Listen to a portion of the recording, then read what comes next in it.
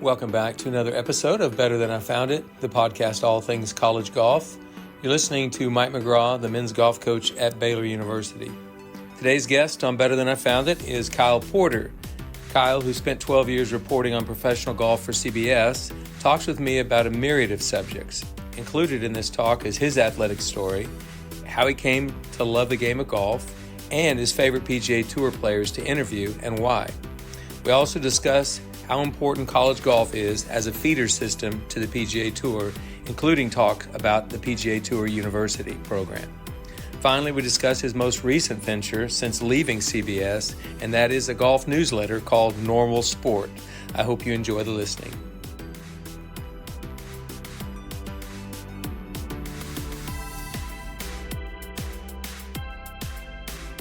Okay, Better Than I Found It listeners, I want to give you a big welcome to Kyle Porter. I don't know Kyle. This is the first time I've met Kyle, but he and I have a connection through a mutual friend. But Kyle, welcome to the podcast today. I really appreciate you joining me. Yeah, I appreciate you having me. It's crazy. We were kind of emailing about this, but it's crazy that we haven't crossed paths because we have so many mutual connections. And I covered Oklahoma State for a long time at the early part of my career. And obviously you were there for a long time. And just being in golf. And I was talking to somebody yesterday in golf. We were talking about how golf is such a small world, and it's even smaller in the circles that you and I have kind of been in over the years. And so it's hilarious that it's, on a Saturday morning after taking my kids to dance, it's the first time we're meeting over a screen here. Wow, that is wild. But I've known who you are for a long time. I've watched your career sort of develop. I followed you on Twitter, all of that. But I did know you with your work at Oklahoma State with Pistols Firing. I guess a podcast that you created and founded it and then eventually sold it. Tell me about Pistols Firing. Yeah, that was sort of the genesis of my career. It actually goes back a little further than that. I worked at the O'Colly at Oklahoma State for I think a couple of weeks. I thought that I could come in and I thought I was going to be the man and write all this cool stuff. And one of my friends now put me on the women's soccer beat there. And I didn't know journalism. I didn't know what I was doing. I could write, or I thought I could write. I wasn't great at it. And so that didn't really work out after a couple of weeks. And it was funny because the guy that hired or kind of mentored and hired me there, we eventually became good friends, and he helped me out with Pistols Firing later on. But my story is I graduated from Oklahoma State eventually without the O'Colly work and got my MBA there, moved to Dallas for a job in insurance and retirement at a business here in Dallas after that. Had just gotten married, and I could kind of see, and this is very providential now, but I could kind of see 15, 20 years down the road that I didn't want to be in the corporate world. And I knew that, the natural trajectory is that you make enough money that it's hard to leave, right? You start having kids and all that stuff. And so my wife at that time was like, you need to just go start something. Like, you just need to get all these ideas out of your head and go start something. And so I was like, well, I like Oklahoma State, and I grew up, my parents went there, and I grew up loving Oklahoma State football and basketball and baseball, and played a little bit there. I was a walk-on for a brief amount of time. I like writing, so I guess I'll just merge those two things together. And I started Pistols Firing, and it was really, at the time I thought maybe this will be a portfolio thing that I can take to a national, like an ESPN or a place like that, and say, hey, I know I don't have a journalism degree. I haven't been in this world, but I did I made my own website, and I did it every day for this number of years or whatever. And that seems kind of naive and maybe even silly looking back on that, but it ended up working out. I just kind of met some of the right people, and I was not necessarily looking to get into golf specifically. I would have taken a football writing job or a basketball or whatever, but it did. I'm so glad now that it was golf. My mom grew up, she was a really good amateur player. She played in a couple of US women's AMs. So we had very much a golf family, even though I didn't play golf. I played baseball growing up. So yeah, I ran Pistols Firing, got the job. My wife said, we'll give it 2 years, see if it leads to anything. And in the 23rd month of that experiment, I got the job at CBS Sports covering golf. And that was a very sweet time. Something that I was just really grateful for. Continued running pistols firing for the next, I guess, 7 years, and sold it in 2020 to kind of focus more on the golf um, beat. So that's a very long-winded answer, but that is that's my story in kind of this world.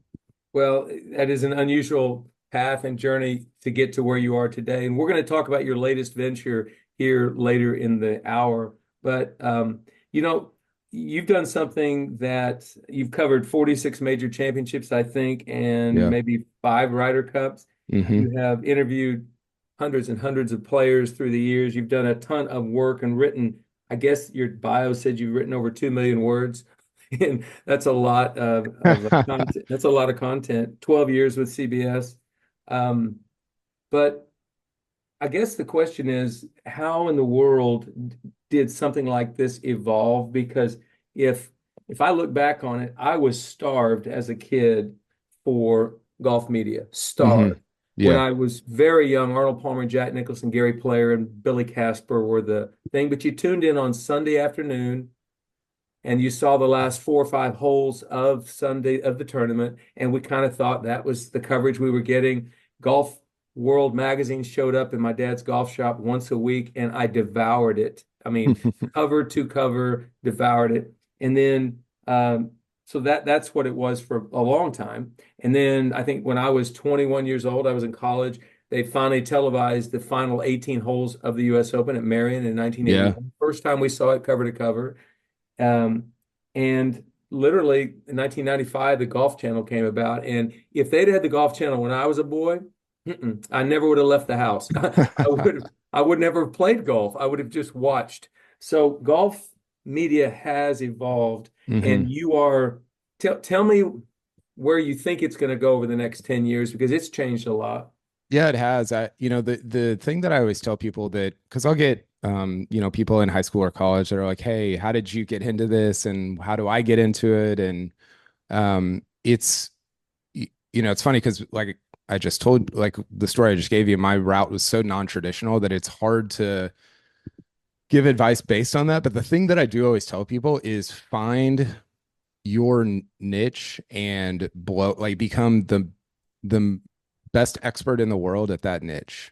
If that is Swedish women's golf, or if it is, team golf in New Zealand, like whatever it is, just own it. And if you're the best in the world at something, then people will gravitate toward that. And I guess that's a kind of a longer way to say, I think it's going to become, the internet does this thing where it sort of nichifies everything, right? Like you can find your little world um almost anywhere on the internet. And it might be small, but it probably exists. And all that to say, I think you're going to see a continuation of, like, when the Golf Channel started out in 1995, it is, you just described it. It's like the highest level. Hey, here's like what happened at the US Open, or here's who won the Masters or whatever. And now we've gone down so deep because of the internet, because of this ability to nichify and to have little communities built up on online. Now you can have like,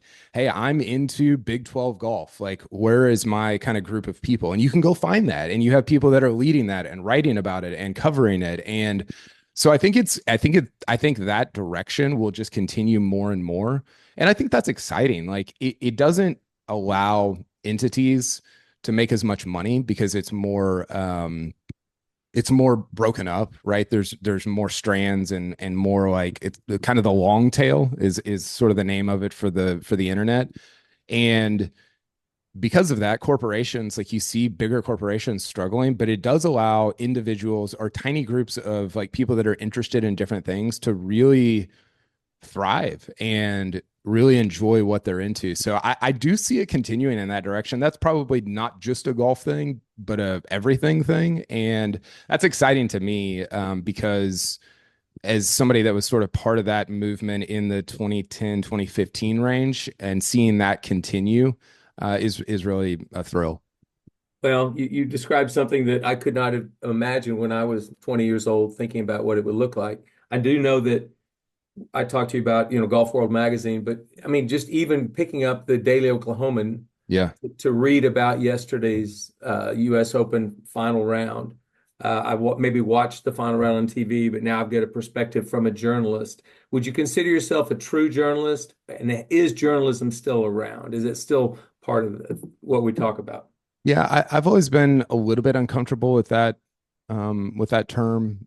I'm not totally sure why. I do love the part of journalism that I love is the question asking. Like I love sitting down and talking to somebody like Rory about like, hey, what were your emotions? Like, what were you feeling when you're standing next to that Coke machine after losing out on a playoff at Pinehurst? Like, what is going through your mind and your heart?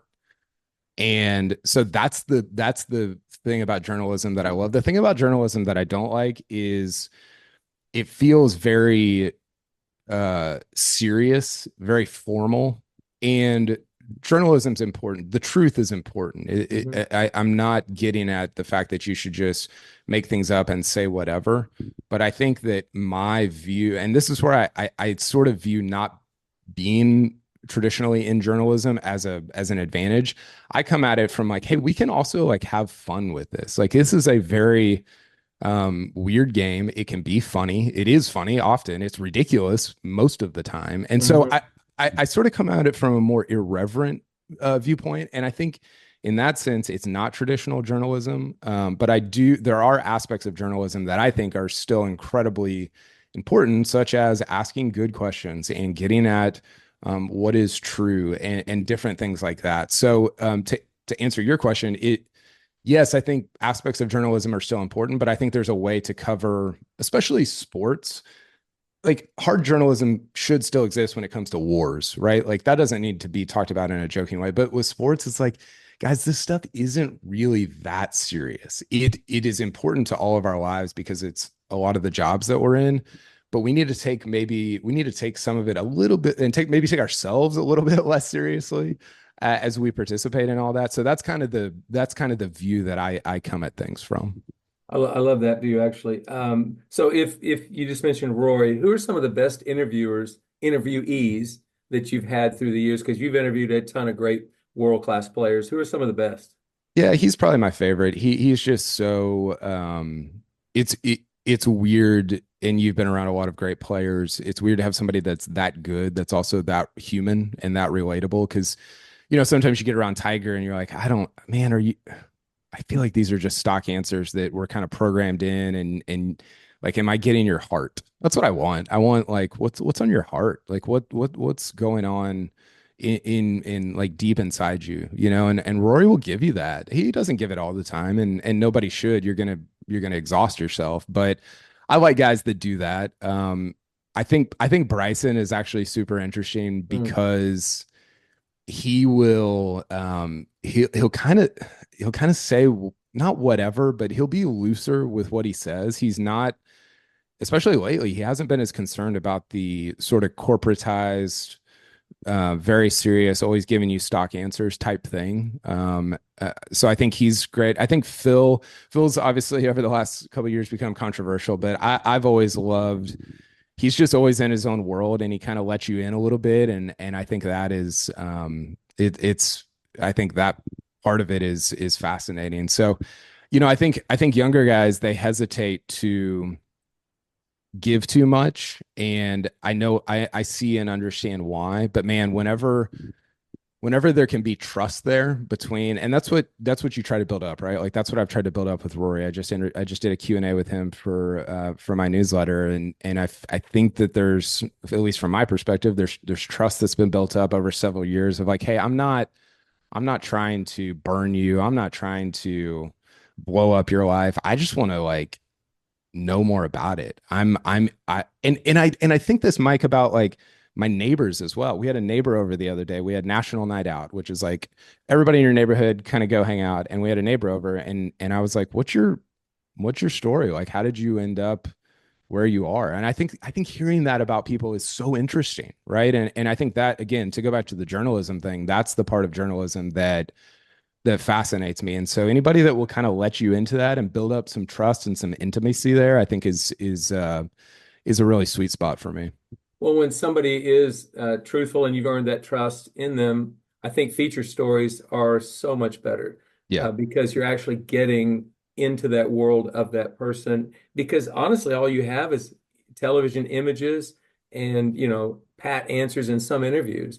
It's Yeah. like I love going deeper and finding out more. I was an amateur journalist, if you will, but I wrote a column for the Edmond Evening Sun for 15 years, and it was to me the most interesting stories were the feature stories that I did, where you actually got to know the junior golfer, if you will. So I'm Yeah, sure and you. that's where this era, and this is part of what I don't like about this sort of era of media coverage. There's a lot that I do like, but part of what I don't like is it's this constant treadmill of content. You always got to be producing something new.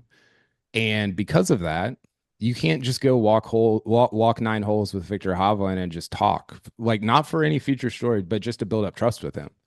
Because that trust, when you're just walking 9 holes talking about Norway and Oklahoma State and golf and whatever, that starts to that is a signal to him of, hey, I'm like I'm in.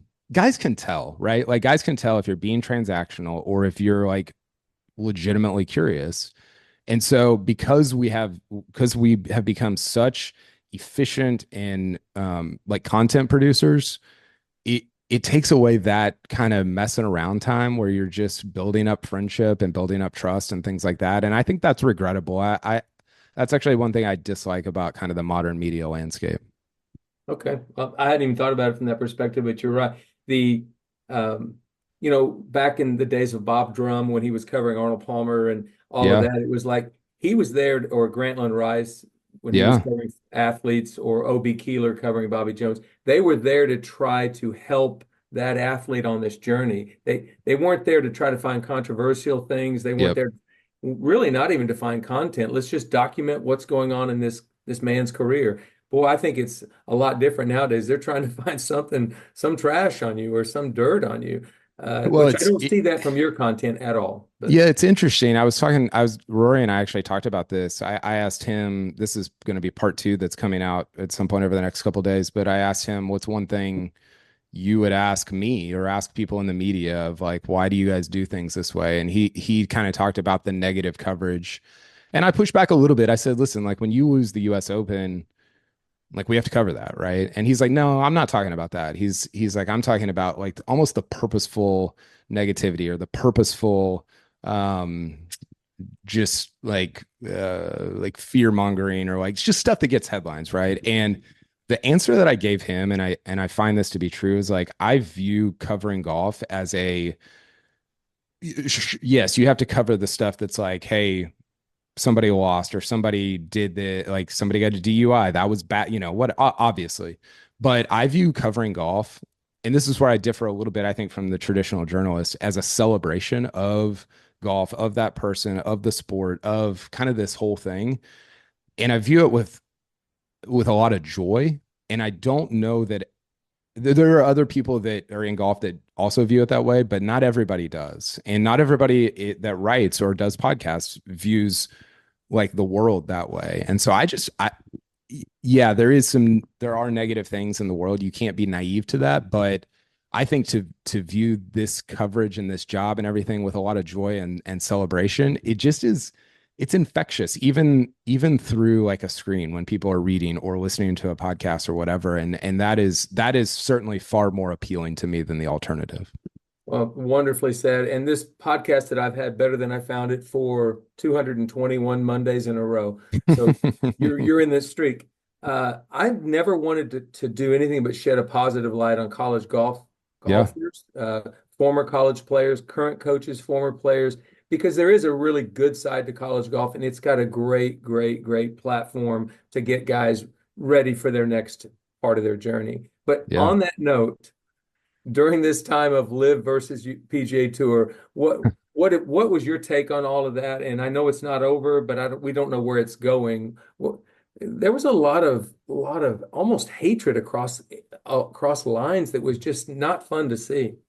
Yeah, I saw you had my guy Cullen Karstens on recently. Yep. That was cool. He and I go way back. I think we connected when I believe he was caddying for Peter Uihlein in Europe Hmm. for a while on the Yep. Challenge Tour. But yeah, the PGA Tour Live stuff was really hard because it was so unique and so new, and you felt like you had to have a take on it, and it felt like being anti-live was sort of the right side of history a little bit.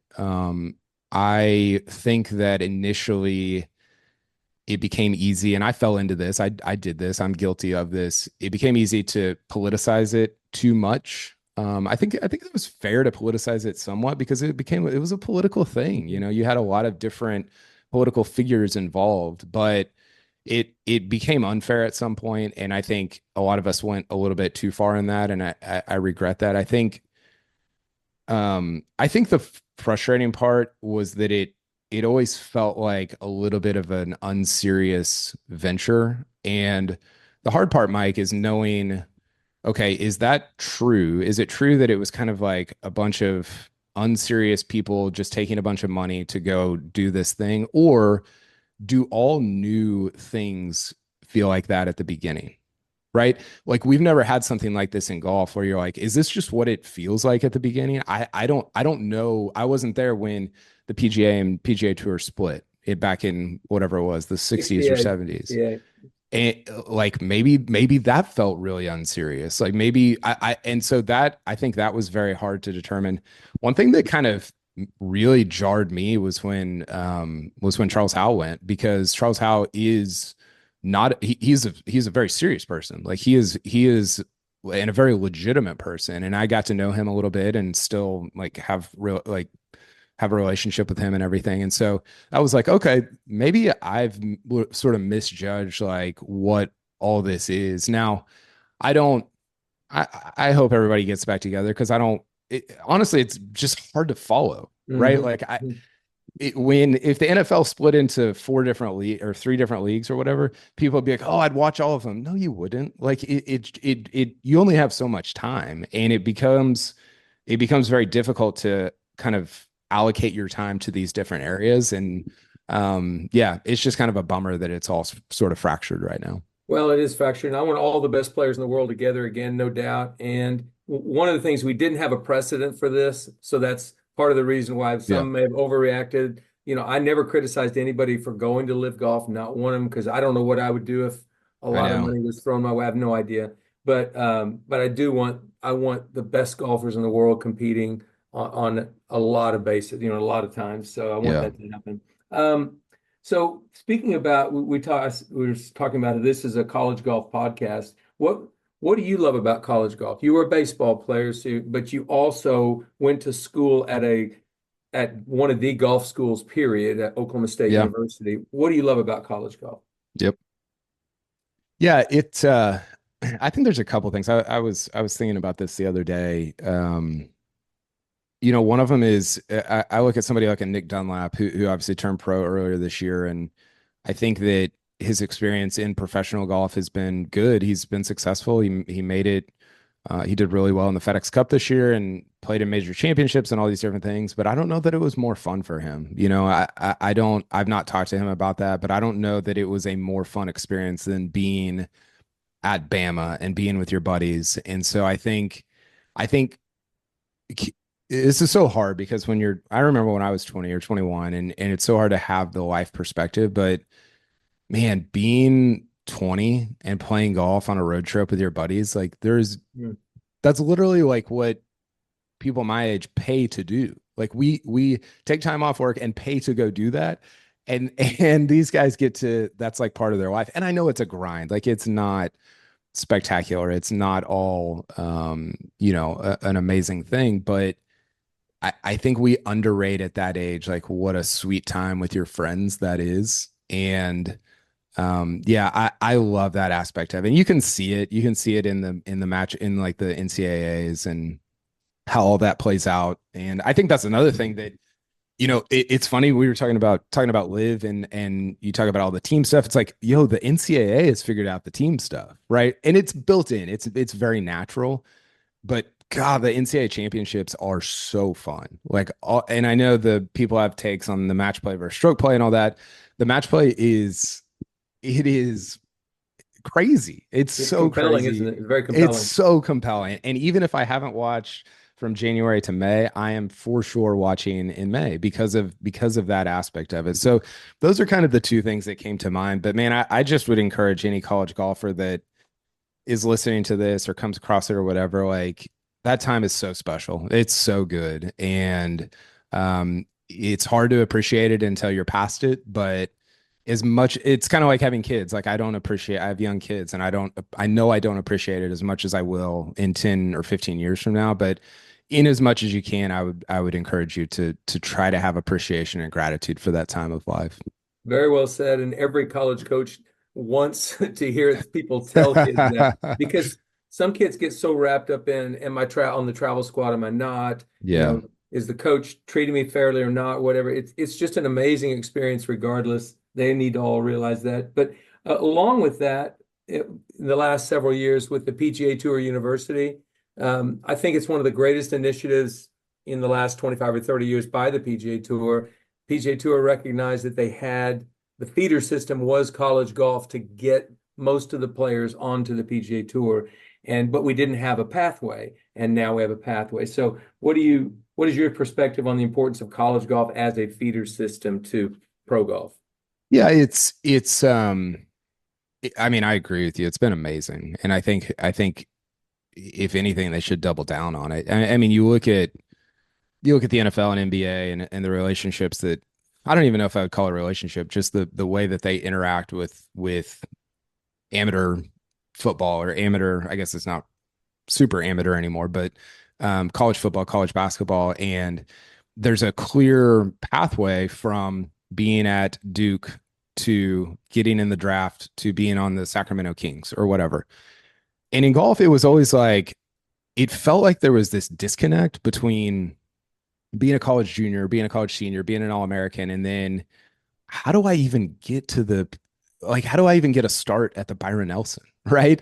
And there's all these, golf is weird because there's like the way fields are made up is so different and at different events. And so that it sort of plays into it. But I just feel like having a clear cut, like, hey, if you do this, then you will have a PGA Tour card, right? And it makes it, honestly, it makes it easier for people that care about golf to follow college golf, because you're like, okay, I know that Gordon Sargent and Luke Clanton and all these guys, like I know what they are in college because I can see the PGA Tour U rankings, and here's my expectations of them as professionals. Because before it was like, well, who won the Haskins? I guess I'll follow that. And from somebody that never devoted a ton of time to college golf because that wasn't my job, it just has it's made me more interested in it overall. And I think doubling down on that and even offering, honestly, like I think offering more Korn Ferry or PGA Tour cards and sort of like making it more like having more pathways into the PGA Tour would be a real benefit to the entire golf ecosystem. Well, they are doing that. And I've had one of my recent graduates, Johnny Kiefer, literally finished by literally a tenth of a point as the 25th person on the PGA Tour University. 2 weeks later, he was playing in PGA Tour Americas. He played in 10 events and finished in the top 6, 9 times and won one time. Got his Korn Ferry Tour card through that. And I'm just thinking, at the national championship, we were there at La Costa, and he thought he was 26th on the list, but he had no status, was going to have to Monday qualify, play state opens and pro-ams all summer to get ready for tour school with no status. And then overnight, I mean, one flash second, he had status, which is gold. It's everything to a tour. Well, and you think about it, it's almost the easiest sport to create something like this because it's just your score. It's just like what you accomplish, right? And so with the NFL or NBA, it's a little, or Major League Baseball. Major League Baseball is really weird because you're in so many different minor leagues, and but it's so subjective. It's so well, what did this scout think about you? Well, what does this general manager think about you? And with golf, it's like, well, did you finish 25th and get on PGA Tour Americas? So I think that it's just golf is really ripe for that type of system, and I'm glad that the PGA Tour has entered into it. Yeah, I'm so glad. I mean, not just for Johnny's case, but you look at a guy like Ludwig Aberg, who was truly, in my opinion, the most prepared to be a professional golfer since Tiger Woods. I mean, Mm. he had he wasn't as good as Tiger, perhaps, and the record wasn't there, but he was so mature and so ready. You're thinking, why would that guy have to wait, and stomach all those Monday qualifiers and do all that when he's by far the best college player? And Who's the guy that you either coached or saw along the way that was like that and never made it, and it most surprised you? well, it would have to be Pablo Martin. I thought about him. Yeah, Pablo, and Pablo had some personal issues in his life that are not very well documented. But I mean, Pablo Martin was by far the best college player. Yeah. He was Seve Ballesteros in a younger body, and it was just like um, he had no status. And so he went back to Europe because he had won on the European tour that spring over spring break when he was. Yeah. I let him go to Portugal to over spring break, and by golly, he won. He's probably the player I would say that when you look in the last 25 or 30 years in college golf, he's the best player that really never played the PGA Tour. Yeah. He was extraordinary. Yeah, I asked Rory this the other day, and he said, have you heard of a guy named Philip Francis? Oh yeah. He said that was it for him. Yeah, Philip, when Rory was coming through, Philip was either he or Ricky were the best junior players in the country pretty much. Okay. And Philip actually won the US Junior, and Philip just never did really play that great in college and didn't have much of a pro career. And I think Rory got to play with him a few times at international events and realized how good he was. Yeah. But golf's hard. I'd forgotten, but golf is really hard. It is crazy. Like people, we joke all the time about how when you watch the Olympics, there should be a normal human swimming the 400 meter or whatever, and it would just be hilarious to watch. But I think people don't realize how good like a Hudson Swafford is, Mm-hmm. and it makes them unable to realize how good a Dustin Johnson or a Rory or a Hovland or a Cantlay is. Like when you're DJing Rory and you've been in the top 10 for 15 years in a row, like it is unfathomable how consistently great you have to be to do that. People just like, and because you don't have context for even like a Max McGreevy or whoever, like that Max McGreevy is the best player you would have ever seen in your life, Mm-hmm. right? And Rory is so much better than him. Oh, And yeah. that idea, I think it like we can contextualize it because everybody plays golf, and so you're like, okay, I can sort of like, we can't contextualize that with football because adults don't play football, right? But I go play golf and shoot my 82, and I'm like, okay, well, how do I relate to this pro? And people just, but it's still really hard to get to a place where they understand how good even like the bad or average tour pro is. Well, Mark O'Meara just played his last Champions Tour event last week, Yeah. and he's been playing professional golf basically since 1980. He never lost his card. Willie Wood at Oklahoma State, who only won once on the tour, twice on the Champions Tour, has just now sort of completed his career at age 64, but he's played professional golf for 40 years or more. Yeah. To do something like that, or even Jay Haas, who made 806 cuts, you don't look at any of those guys and say, those are three of the greatest players of all time. No, they aren't. But they are three amazing players to continue careers for that long. Yeah. It's just not easy to do. And then a guy like DJ or a guy like Rory or a guy like Phil or a guy like Tiger, they completely distort the Yeah. way people look at the game because they're so much better. Phil's career, I've been on this block for a while.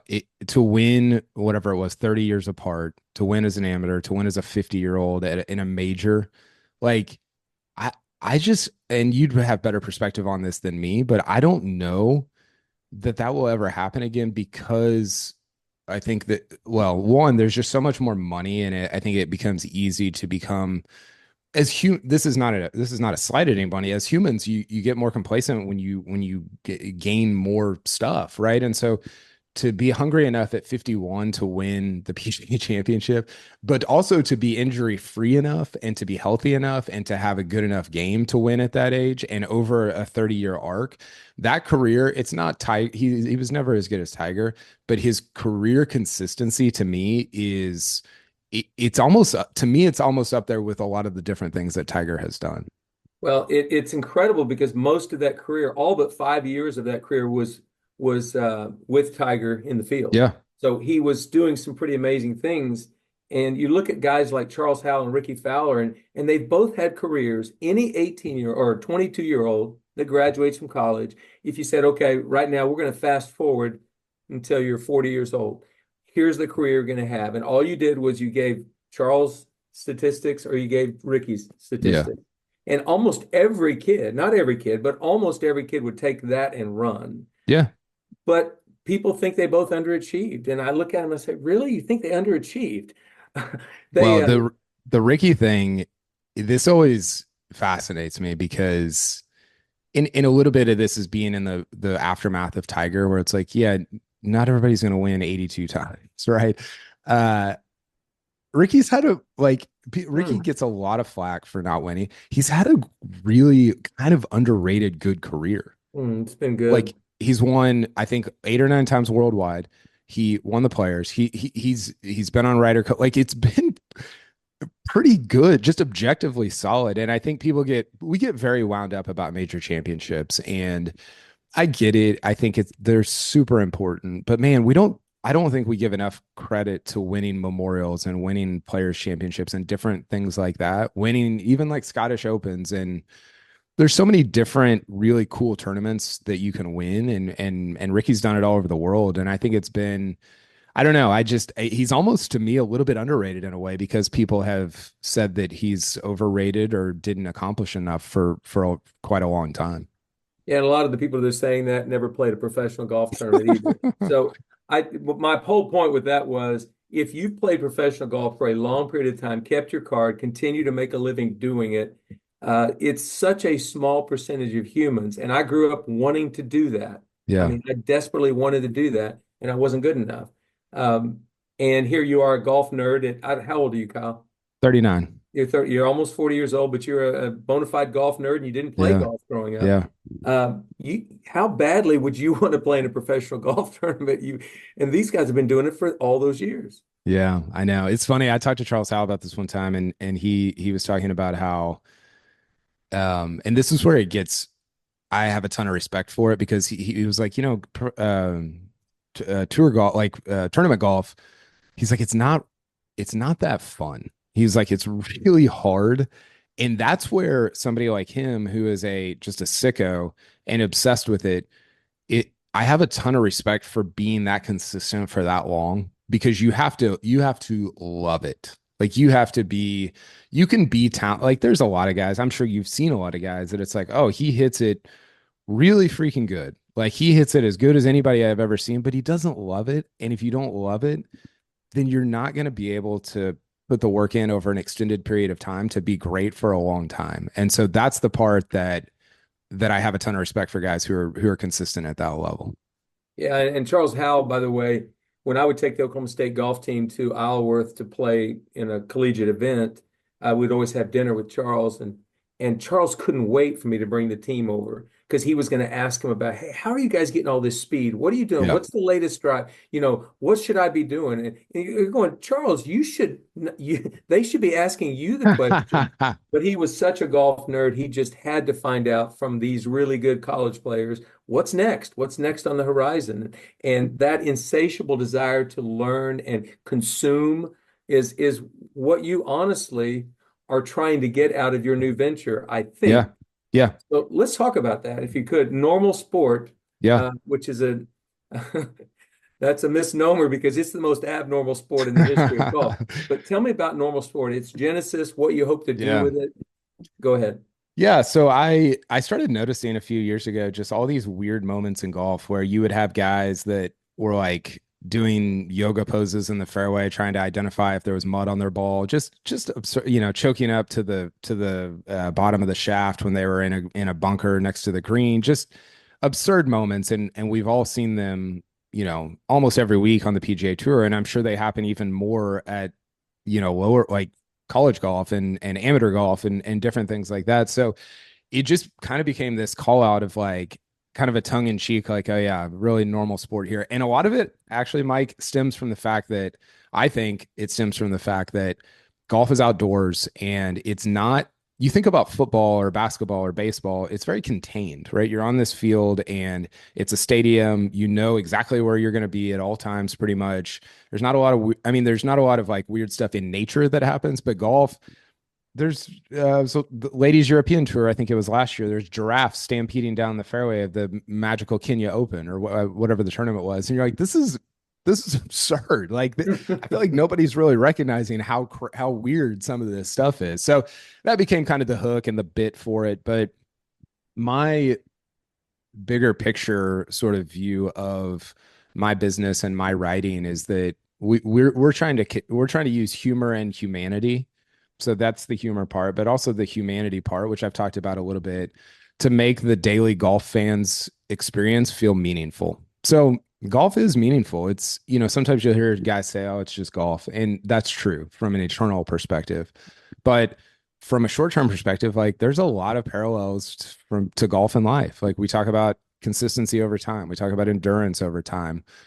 Those are things that I want to be as a person as well, as a dad, as a husband, whatever. So I try to use my writing and some of our illustrations to display some of these things, the humor and humanity, to make people's experience of golf feel more meaningful than maybe they thought it was. And from a long-term perspective, we've talked a lot about the content game and the internet game and the coverage game. That's a really hard business. It's a hard business to be profitable on. I'm hopeful that I can be profitable enough as I've left CBS to start this venture that right now is just a newsletter with 14,000 people on it, which I'm grateful for, but it's not quite a business yet. I'm hopeful that it can be profitable enough that I can just write for a long time. I love writing. I love writing about golf, but I also love writing about life. My wife told me I guess it was last year, she was like, you're not really a golf writer. She's like, you just use golf to write about life. And I was like, oh, that's maybe you should write, because that's very well said. Like maybe you should take my job here. But that's sort of where I'm coming from. I think that, like I said, the content game, the online writing game, it's hard to be super profitable. But I think if you congregate enough people, whether it's 14,000 or 30,000 or 50,000, you can start to build businesses on top of that, right? We see this in different places. You get enough people together, then all of a sudden, maybe you have a business that's really like an events business where you're going out and you're hosting normal sport events, and that's where you make your profit. Or maybe you create a product. One of the products that I have in mind eventually is, there's not a good on-ramp for my kids to get into golf. A lot of the stuff that I listen to, I can't quite let them listen to yet. They're maybe a little bit bored by the PGA Tour. So what's the on-ramp? I read Sports Illustrated for kids growing up, right? And there's no Golfer's Journal for kids. And I would love to create that. So you start to, my long-term vision, you start to congregate enough people that have a similar worldview and vision and thoughts about the golf world, then you can start to build businesses on top of that maybe you don't even participate in. Maybe I continue to do the writing to attract people, and you have businesses that you build out on top of that. And if that was the case, I would love that, because like I said, I love writing. I would sit here all day and just type out words about golf, which I know to some people sounds incredibly boring, but I just love getting to do it every day. Well, I wouldn't call myself a golf writer, but I've always loved writing about golf and journaling and consuming golf history, golf knowledge, all of that's important to me. But you've written in this article that I've read about Normal Sport that says, we want to become the most unique publisher of written and illustrated golf content in the world. Yeah. So in what ways do you think it'll be unique? I noticed you also said that we want to be not from a journalist perspective, but from a fan's perspective, which I think is really, really unique. Yeah, I think, and that gets back to kind of what I was talking about earlier of, you watch something like Inside the NBA on TNT, and it's like, I don't think these guys are journalists, but I'm very compelled by it because they're funny and they're ridiculous, but they also say some very meaningful and serious things. So I think it's a little bit of like, we present a lot of, this is sort of what we were talking about earlier. We present a lot of news in sports as, oh, this is very serious. This is very transactional. And I think we view it as like, no, I just love golf and I want to talk about what is interesting in golf. And if that's funny, then great. If it's serious, that's also great. And I think from the uniqueness from my writing, it's that. And then we also have Jason Page, who is our illustrator, and his illustrations are just, there's nothing like it in golf. Are we the best golf outlet in the world? No. But are we maybe the most unique right now? Maybe, like from a writing and illustrated perspective. There's really nothing else like it. So that's kind of our view of like, will we ever become the best in the world? Who knows? But you can make your own sort of niche, like I was talking about earlier, make your own smaller pond and be maybe the big fish in it. So that's yeah, that's sort of how we view what we're doing.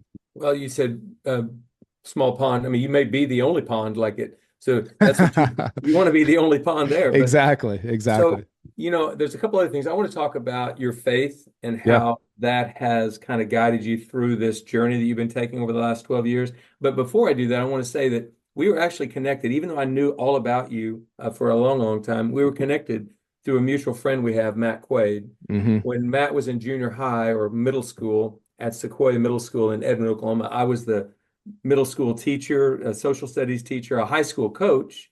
And so he was good friends with some basketball players on his basketball team that were in my class. So that's how Matt and I were connected.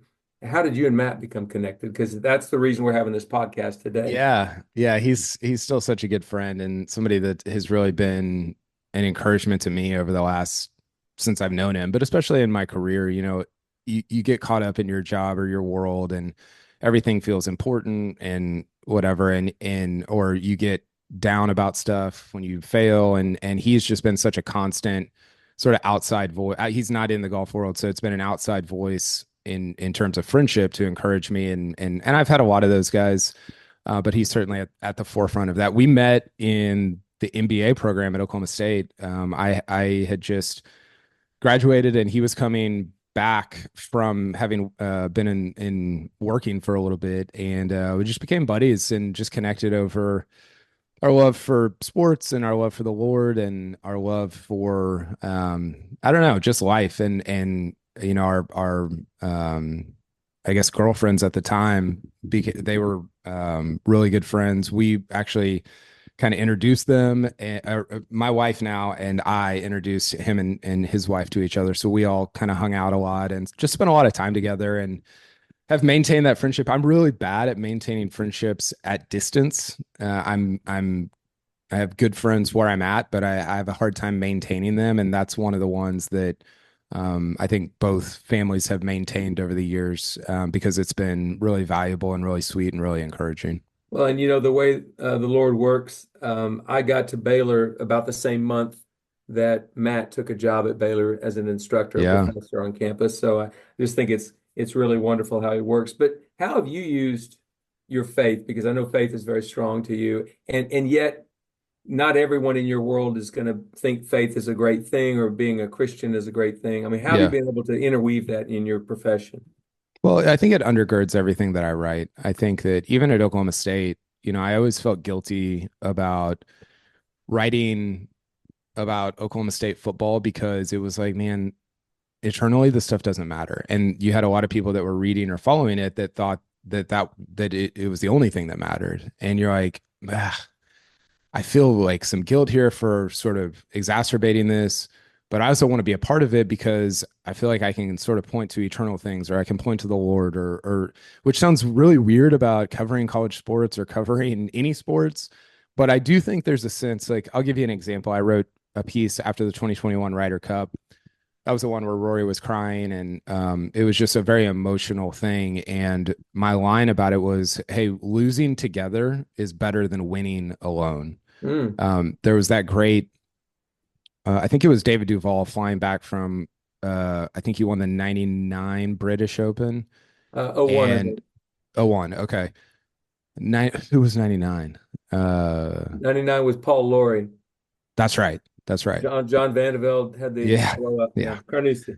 So Duval flying back, I forgot who he was with, but he has this great line where he says, "Is that it?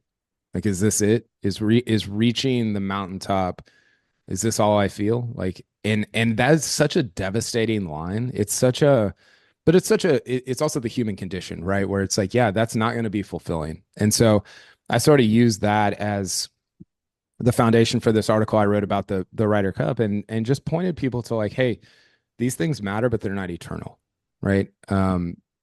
Like winning matters and success matters and doing well matters, but it's not eternal.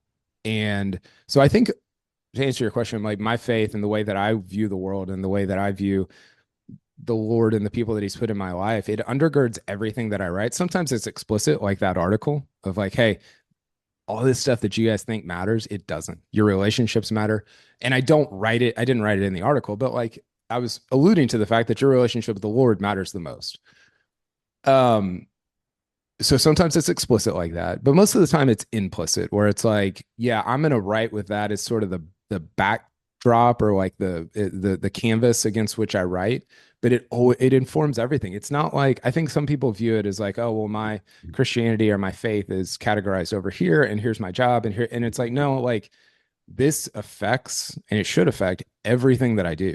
And it is who I am. Scotty's talked very well about this, and I've kind of tried to lead him down some paths in questions that I've asked him about it. And I think he's been very articulate and very good about like, hey, golf is not who I am. And I think it actually gives him an advantage in some ways. It's not why he's doing it, but he has such a good sense of the tension between caring a lot, but also not caring too much, because he knows it's not there's no eternal weight there. Well, I read one time where he talked about the reason, the fact that it isn't eternal for me, the fact that it isn't the most important thing, actually makes it easier for me to win. Yeah. Because I'm not so pressured that I have to win to be validated. And by the way, he's very vulnerable in a lot of ways, and I just think it's fantastic. He's one of the great champions we've ever had. I do too. I think he's gotten more vulnerable as he's won, and that is hard to do. And he's really, I don't know him super well, but it seems like that's been like a conscious choice that he's made. And Mike, like guys pay, you've seen this, thousands and thousands of dollars to psychologists and like all these people to try to get them into that mindset that you just said of, hey, I want to care enough, but not too much. And it's just kind of who he is, right? It's built in. And again, he's not doing that because it wins him the Masters. But man, for somebody that's that talented, it is such a great mindset and sort of worldview to take into those competitions. Yeah, and he's just such a good example. He's uber competitive. I mean, yeah, he gets really upset when he messes up in a golf shot or whatever. But his perspective is such that it doesn't consume him, and I think that's fantastic. I hope he's good for a long, long time, because it'll be great for the game of golf. Yeah, that's perfect. Well, listen, Kyle, we spent about an hour together here. You've been incredible. You've paid off like a slot machine for me. This is wonderful. I really wanted to get your perspective on a lot of things, and you've done a great job of doing that for me. How can people subscribe to Normal Sport? I want them to get your newsletter. How do they do that? Yeah, normalsport.com. We cover it's like 2 or 3 newsletters a week, usually cover the pro game, cover anything absurd that's happening in golf, but also meaningful stuff. I love picking up stories that, like Peter Malnati this year, where he's crying after he wins the Valspar. That's not the most high profile thing, but man, I love writing about it, right? Because it's such a vulnerable, emotional, like meaningful moment. So we cover all that kind of stuff. We started doing like 1 interview a week. So we had Rory this week. We've got, a few other people lined up for the next few weeks. That'll be fun. So it's, it's scary and exciting to kind of go out on my own, but it's also been, I told my wife, we were just on a walk right before this, I said, it's been my hardest week of the year in terms of how hard I've worked, but also the most fun that I've had as well. So I'm hopeful that continues for a long time. So normalsport.com if people want to sign up. That's great. Well, I appreciate that. I definitely appreciate you spending an hour with me on Better Than I Found It. And let's keep in touch, and maybe you and Matt Quaid and I can go out and play a round of golf here sometime this year.